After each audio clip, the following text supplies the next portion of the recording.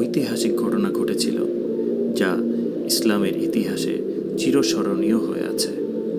এটি হলো মহানবী হজরত মুহাম্মদ সাল্লাল্লাহু আলাইহি সাল্লামের হিজরত, যেখানে তার সঙ্গে ছিলেন প্রিয় সাহাবী আবু বকর as-সিদ্দিক রাদিয়াল্লাহু আনহু। আজ আমরা জানব সেই বিস্ময়কর হিজরতের কাহিনী। মক্কার কুরাইশ নেতারা একত্রিত হয়েছিল দারুন নাদওয়াতে। আবু জাহেল বলল, আমরা যদি মুহাম্মদ সাল্লাল্লাহু আলাইহি সাল্লামকে হত্যা না করি তাহলে ইসলাম আরও শক্তিশালী হয়ে যাবে। আমরা প্রতিটি গোত্র থেকে একজন শক্তিশালী যোদ্ধা নেব, যারা একসঙ্গে আক্রমণ করবে, যেন কেউ প্রতিশোধ নিতে না পারে। তাদের ষড়যন্ত্রের কথা আল্লাহ মহানবী সাল্লাল্লাহু আলাইহি সাল্লামকে জানিয়ে দেন এবং তিনি হিজরতের সিদ্ধান্ত নেন।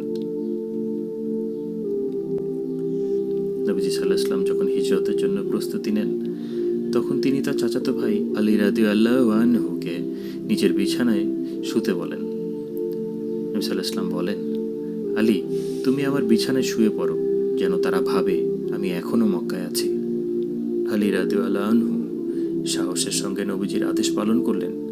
রাতে কুরাইশরা নবীজির ঘর ঘিরে রেখেছিল, কিন্তু আল্লাহর ইচ্ছায় নবীজি সাল্লাল্লাহু আলাইহি সাল্লাম নিরাপদে বেরিয়ে গেলেন।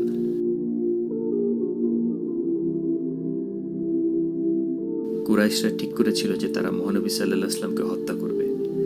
নবী সাল্লাল্লাহু আলাইহি সাল্লাম সম্মতি দিলে আবু বকর রাদিয়াল্লাহু আনহু খুশিতে কেঁদে ফেললেন। তিনি 2 উট প্রস্তুত রাখলেন এবং খাবার সংগ্রহ করলেন।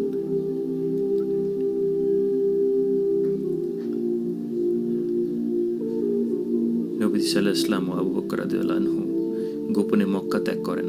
তাদের প্রথম আশ্রয় ছিল সওর গুহায়। কুরাইশরা তাদের খুঁজতে এসে গুহার প্রবেশদ্বার পর্যন্ত চলে আসে। আবু বকর রাদিয়াল্লাহু আনহু বলেন, ইয়া রাসূলুল্লাহ, তারা যদি আমাদেরকে দেখতে পায়? নবীজি সাল্লাল্লাহু আলাইহি সাল্লাম বললেন, হতাশ হবেন না, আল্লাহ আমাদের সঙ্গে আছেন।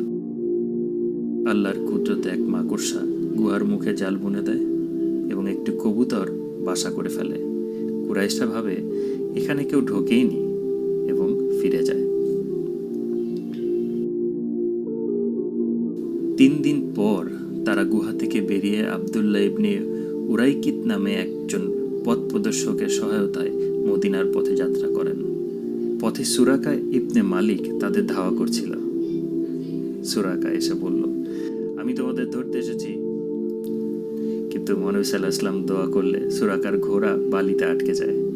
তিনি বুঝতে পারেন এটি আল্লাহর পরিকল্পনা এবং তিনি ইসলামের বার্তা গ্রহণ করেন। অবশেষে 8 দিন পর মহানবী সাল্লাল্লাহু আলাইহি সাল্লাম ও আবু বকর রাদিয়াল্লাহু আনহু মদিনায় পৌঁছান। সেখানকার মানুষ তাদের ফুল আর প্রশংসায় বরণ করে নেয়। জনতা বলতে থাকলেন, আহলান ও সাহালান, আমাদের নবী, আমাদের নেতা। মদিনার মানুষরা চেয়েছিল রাসূল সাল্লাল্লাহু আলাইহি সাল্লাম তাদের বাড়িতে থাকুক, কিন্তু তিনি বললেন, আমার উট যেখানে বসবে সেখানেই আমি থাকব। অতঃপর উটটি আবু আইয়ুব আনসারীর বাড়ির সামনে বসে। সেখান থেকেই ইসলামের নতুন অধ্যায় শুরু হয়। হিজরত আমাদের শেখায় ধৈর্য, আল্লাহর উপর ভরসা এবং সত্যের পথে অবিচল থাকার শিক্ষা।